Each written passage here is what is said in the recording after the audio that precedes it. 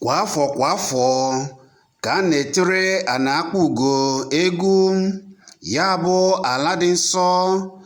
A na-etere ya egwu n'ụzọ pụrụ iche.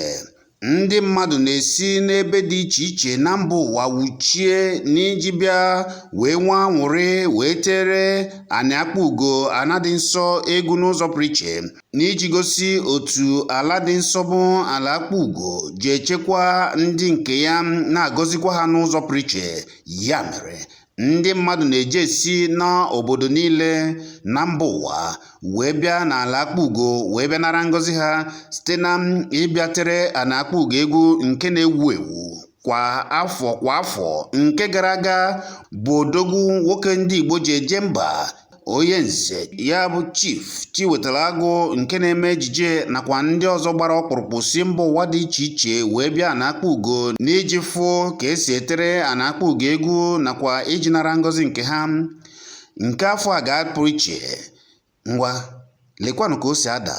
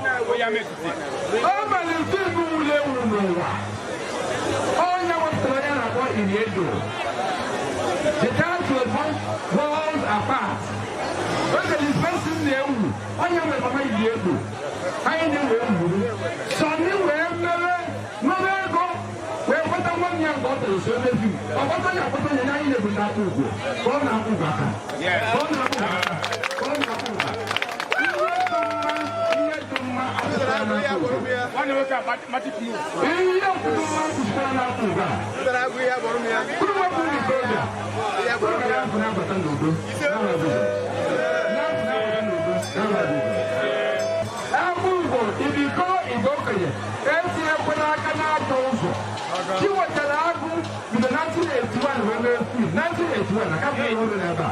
Can you hear the people that Nemu, Nemu, Makamua Koto? Every day, let's go here. When you hear 7 years on now, Makamua Koto. What you like? Tell me what kind of name.